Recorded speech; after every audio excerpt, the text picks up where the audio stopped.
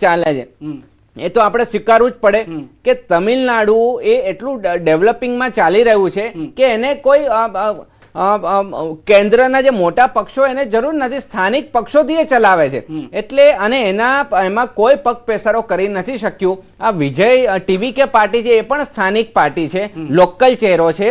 એટલે સાઉથ ઇન્ડિયાની પ્રજા બેઝિકલી કે જે લોકલ તમિલ લેંગ્વેજ વાળા હોય અથવા તો મલયાલમ વાળા હોય તો એમાં પ્રાદેશિક નેતાઓનું પ્રભુત્વ વર્ષોથી રહ્યું છે. જી, અમિતભાઈ પણ અમારી સાથે જોડાઈ ગયા છે. અમિતભાઈ પાસે પણ જઈશું. અમિતભાઈ, જે રીતની પરિસ્થિતિ જોઈ રહ્યા છો, કદાચ આશા અપેક્ષા પ્રમાણેનું પરિણામ કોઈ જગ્યાએથી મળતું નથી. આસામમાં પણ તે રીતની, બંગાળમાં પણ તે રીતની છે, હવે તો અહીંયા ટીવીકે પણ આવી ગયું છે.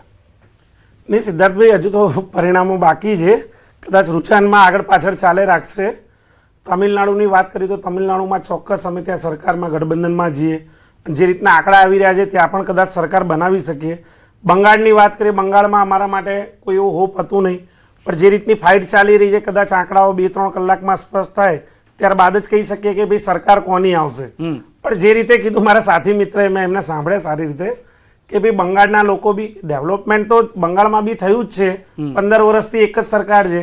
તમિલનાડુ જે દક્ષિણ ગુજરાતનું સૌથી મોટામાં મોટું રાજ્ય છે, તમિલનાડુમાં જેમ કીધું કે જ્યાં ત્યાં પૂર્ણ બહુમતીની જેની સરકાર હોય છે ત્યાં છેલ્લા ઘણા સમયથી અમે ત્યાં આગળ ગઠબંધનની સરકારમાં જઈએ ડીએમકે સાથે, સારામાં સારો ગ્રોથ કરી રહ્યું છે તમિલનાડુ. એટલે એવું નથી, જ્યાં સરકારો સ્થિર છે અને જ્યાં આગળ બહુમતીનો આંકડો છે ત્યાં આગળ સારી રીતે કામ થઈ રહ્યા છે, જે રીતના રુઝાન આવી રહ્યા છે, કદાચ કોઈ 1-2 સ્ટેટને બાદ કરતા ઘણી જગ્યાએ અમારા માટે બી સારા સમાચાર આવી શકે એવું મારી અપેક્ષા છે. ઠીક છે, ઉમરેઠથી તો નથી, કારણ કે અત્યારના લીડ જે છે તે 12,000 પ્લસ થઈ ગઈ છે. જે હમણાં લેટેસ્ટ આંકડો હતો એ ઉમરેઠની અંદર ભાજપ ઉમેદવારની લીડ જે છે 12,500 પ્લસ થઈ ગઈ છે. રીનાબેન, ટૂંકી પ્રતિક્રિયા આપની પાસેથી એ પણ લેવી છે.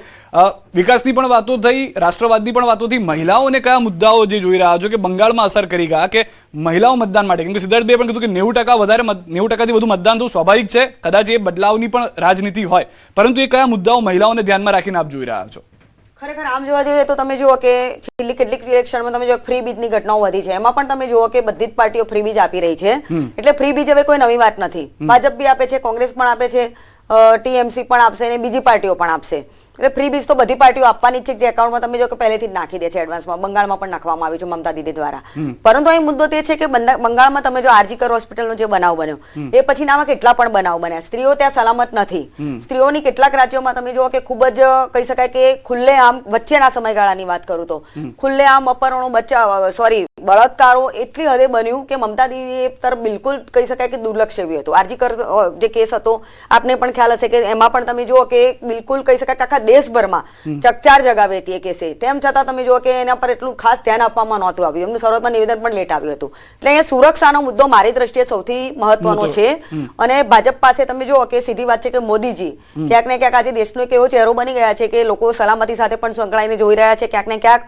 એટલે સૌથી મુદ્દો મને એવું લાગે છે કે ફ્રી બીજની જે વસ્તુ છે એ નથી અસર કરતી, પરંતુ સુરક્ષા ચોક્કસપણે બંગાળમાં અસર કરે છે. એમાં પણ જ્યારે ઇલેક્શન આવે છે ત્યારે તમે જુઓ કે ગઈ 2021ની ઇલેક્શનમાં 1700 જેટલી ઘટનાઓ જે બની હતી અને 17 લોકોના મૃત્યુ પણ થયા હતા. એટલે આટલી અધધ ઘટના બને છે, પરંતુ આ વખતનું જે ઇલેક્શન છે બિલકુલ કહી શકાય કે ફેર ઇલેક્શન રહ્યું છે. કોઈ પણ હિંસા થઈ નથી. મોટી વાત આપણે ફેર ઇલેક્શનની કરી છે. અનિલભાઈ, એ પણ દ્રશ્યો જોવા મળ્યા હતા કે જ્યાં આગળ ટીએમસીના જ ખુદ મમતા બેનર્જીના ભત્રીજા કેટલાક કેન્દ્રના કર્મચારીઓને ધમકી આપતા હતા. એ વિડીયો વાયરલ થયા કે હવે આવો 2026માં 4 મે પછી હું તમને લોકોને જોઈ લઈશ. આ બધા મુદ્દાઓ પણ જનતા જોતી આવી છે. એને લઈને પણ તમે જોઈ રહ્યા છો કે જે બીજેપી તરફી મતદાન થયું કે હવે થોડું રિલેક્સેશન જોઈએ છે આ ગુંડાગીરીમાંથી. ચોક્કસ બંગાળની જનતા અને ત્યાંની જે ચૂંટણી છે, જેમ રીનાબેને જે કહ્યું એ પ્રમાણે મહિલા સલામતી અને જે રીતે ટીએમસીના ગુંડાઓનું એક આખું નેટવર્ક હતું, દરેક વિધાનસભા વિસ્તારમાં એનું નેટવર્ક હતું, દરેક જે બૂથ કહેવાય 3 થી 4 બૂથની એક સ્કૂલ હોય ત્યાં એનું નેટવર્ક હતું. તમને જાણીને આશ્ચર્ય થશે, ત્યાંની રાજકીય સંસ્કૃતિમાં 5-10 આવા ગુંડાઓ એ બૂથની બહાર બેઠા હોય, રોજ બેઠા હોય, કેરમ રમતા હોય. એમનું કોઈ કામ નોકરી ધંધો કરવાનું નહીં, પણ ત્યાં કટબાજી કરવાની, કોઈ પણ ત્યાં નાનું મોટું હોય એમાં હપ્તા લેવાના. આ પ્રકારનું એક આખું ટીએમસી નું નેટવર્ક હતું, જે આપણે ફિલ્મોમાં જોતા હતા. ફિલ્મોમાં જેમ જોઈએ છે એવું. તો એ નેટવર્કના કારણે ત્યાં સામાન્ય જનતા ખૂબ ગરીબ છે. એ ગરીબ પ્રજા પોતે બોલી શકે એવી સ્થિતિમાં નથી, કારણ કે વેસ્ટ બેંગાલમાં કોઈ પણ પ્રકારના ઉદ્યોગ ધંધા તો છે નહીં. તો સ્વાભાવિક છે કે ત્યાં આગળ ગરીબીનું પ્રમાણ આખા દેશમાં કદાચ સૌથી વધારે હશે. હવે તો બિહાર ને યુપી પણ બહાર આવી ગયા છે ગરીબીમાં.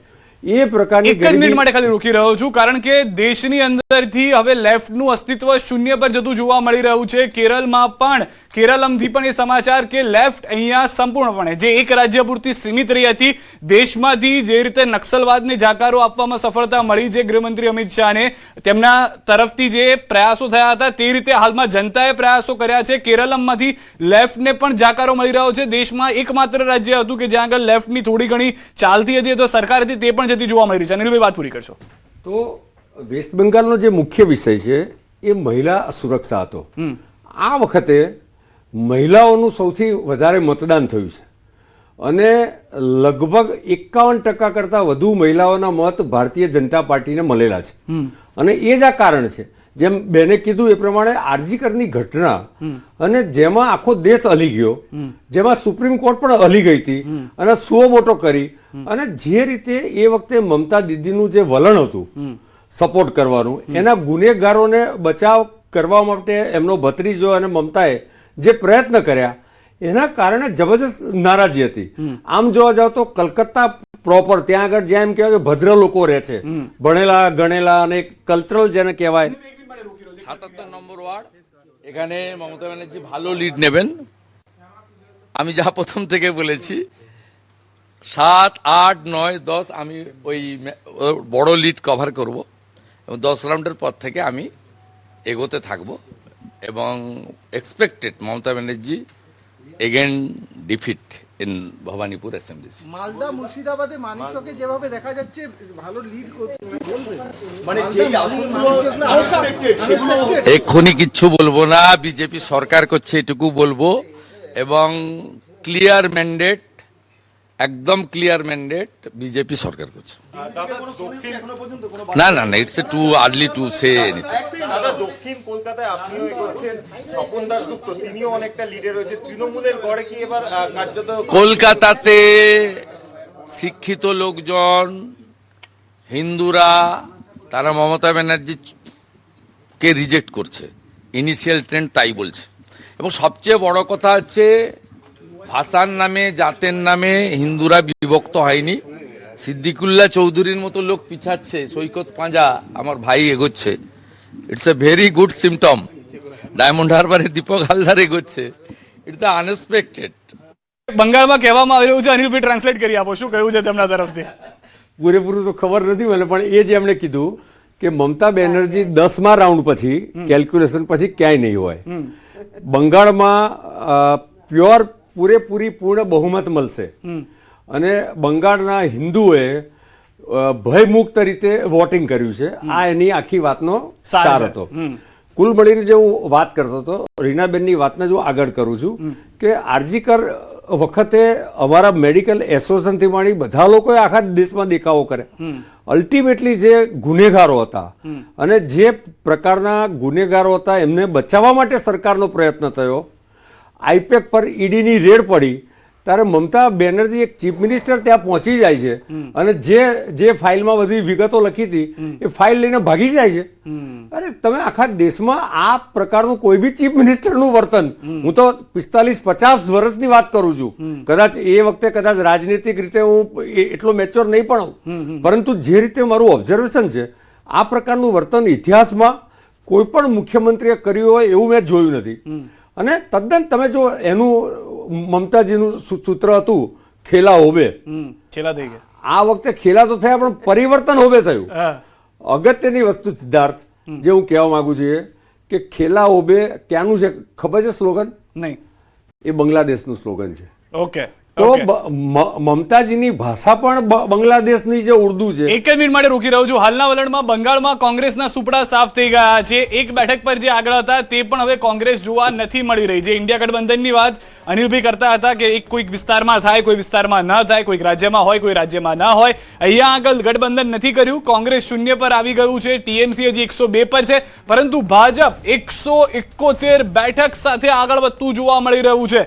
બેઠકોનો જે બદલાવ મત ગણતરી જે થતી આવી છે 293 માંથી 276 થઈ હું છું, સિદ્ધાર્થભાઈ છે કે રીનાબેન છે, અમે આવી આશા રાખી રહ્યા હતા કે કદાચ ટીએમસી ની બેઠકોમાં પણ ઉપર નીચે જોવા મળશે, પરંતુ એ નીચે નીચે જ જોવા મળી રહ્યું છે. ઉપર ટીએમસી જોવા નથી મળી રહી. હવે 102 બેઠકો પર જતી જોવા મળી રહી છે. 276 બેઠકોના જે આંકડાઓ છે, જે પ્રાથમિક વલણો છે, તે સ્પષ્ટ થઈ રહ્યા છે. શુભેન્દુ અધિકારીએ પણ જે રીતે કીધું કે ભલે હું ભાવિનીપુરથી પાછળ ચાલતો હતો, પરંતુ મને ખબર હતી કે જેમ 8મો 9મો અને 10મો રાઉન્ડ આવશે, લોકો મમતા બેનર્જીને પાછળ ધકેલતા જશે અને મારી જીત થતી જોવા મળી શકે છે. અને તે પ્રમાણેના જ આંકડા જે છે તે અહીંયા જોવા મળી રહ્યા છે. સિદ્ધાર્થભાઈ, અનિલભાઈની પણ વાત પૂરી કરતા પહેલા ટૂંકમાં એ પ્રતિક્રિયા પણ આપની લઈ લઈએ.